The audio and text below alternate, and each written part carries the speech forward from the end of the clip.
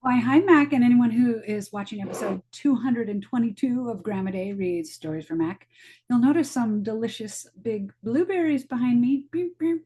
Thanks to Pixabay, free royalty-free images, because I'm reading the classic Blueberries for Sal by Robert McCloskey. And this is a special one from Miss McPetrich's collection. So here we go. This one I remember from watching it as a PBS cartoon special with your dad when he was little.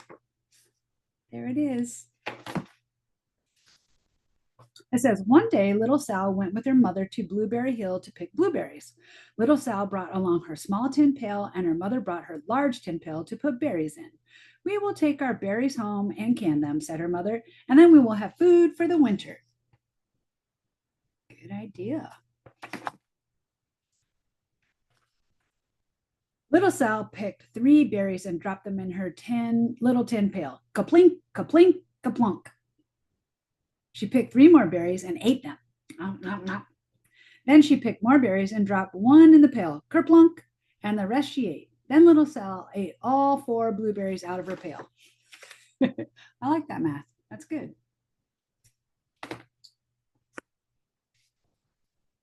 Her mother walked slowly through the bushes, picking blueberries as she went and putting them in her pail. Little Sal struggled along behind, picking blueberries and eating every single one. That seems right.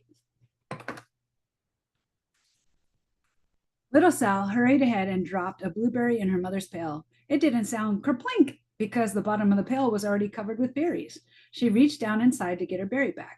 Though she really didn't mean to, she pulled out a large handful because there were so many blueberries right up close to the one she had put in. I get it. That's a real struggle. Her mother stopped picking and said, now, Sal, you run along and pick your own berries. Mother wants to take her berries home and can them for next winter. Fair, fair. Her mother went back to her picking, but little Sal, because her feet were tired of standing and walking, sat down in the middle of a large clump of bushes and ate blueberries. That's a good way to spend an afternoon.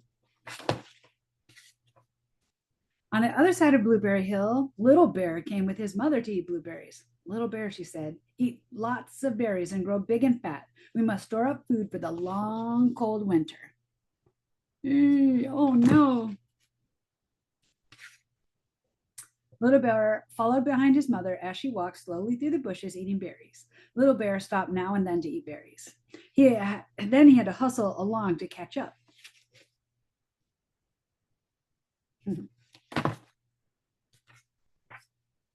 Because his feet were tired of hustling, he picked out a large clump of bushes and sat down right in the middle and ate blueberries. This sounds familiar. Over on the other side of the hill, little Sal ate all the berries she could reach from where she was sitting. Then she started out to find her mother.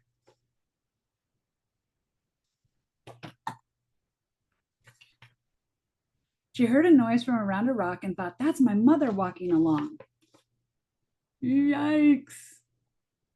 And I remember this being so scary. But it was a mother crow and her children, and they stopped eating berries and flew away saying, caw, caw, caw. Then she heard another noise in the bushes and thought, that is surely my mother, and I will go that way.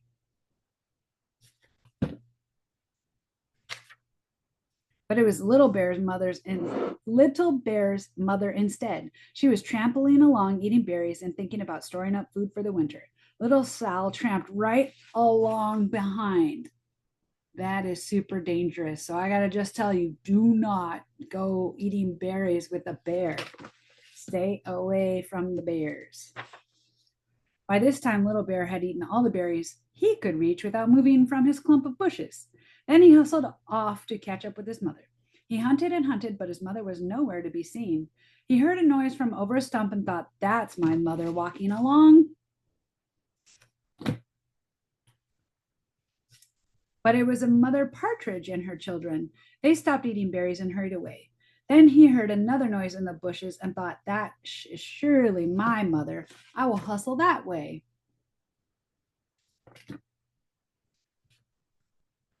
But it was little Sal's mother instead. She was walking along, picking berries and thinking about canning them for next winter. Little Bear hustled right along behind. Oh, poor mama. That's not a good spot to be. Little Bear and Little Sal's mother and Little Sal and Little Bear's mother were all mixed up with each other among the blueberries on Blueberry Hill. Look, there's the bear and the girl, and over here is the mom with the bear. Little Bear's mother heard Sal walking along behind and thought it was Little Bear, and she said, Little Bear, munch, munch. Eat all you can possibly hold. Swallow. Little Sal said nothing. She picked 3 berries and dropped them kerplink, kerplink, kerplunk in her small tin pail. Well, that's not going to sound right. Little Bear's mother turned around to see what on earth could make a noise like kerplunk. Garumph, she cried, choking on a mouthful of berries. This is not my child. Where is Little Bear? She took one good look and backed away. She was old enough to be shy of people, even a very small person like Little Sal. Then she turned around and walked off very fast to hunt for Little Bear. Wow, that was lucky because Little Sal could have been a little snack. Little Sal's mother heard Little Bear trampling along behind and thought it was Little Sal. She kept right on picking and thinking about canning blueberries for next winter.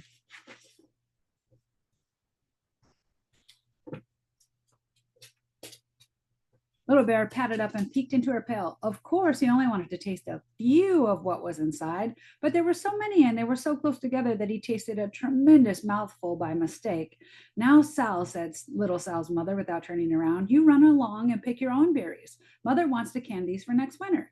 Little Bear tasted another tremendous mouthful and almost spilled the entire pail of blueberries. Oh, no.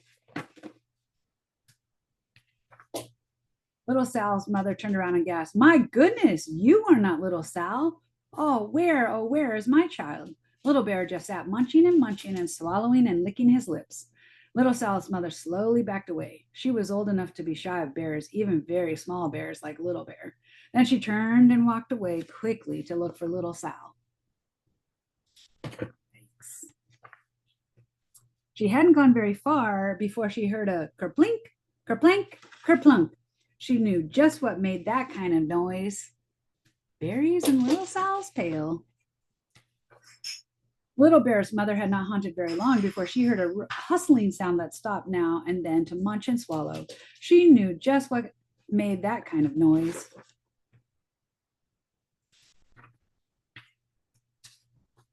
Little Bear and his mother went home down one side of Blueberry Hill, eating blueberries all the way and full of food stored up for next winter. And Little Sal and her mother went down the other side of Blueberry Hill, picking berries all the way and drove home with food to can for next winter. A whole pail of blueberries and 3 more besides.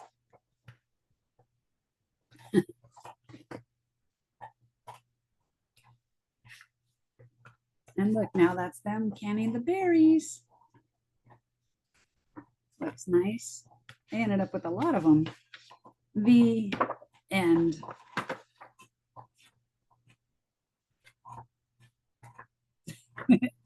Love you. Hope you enjoyed your celery.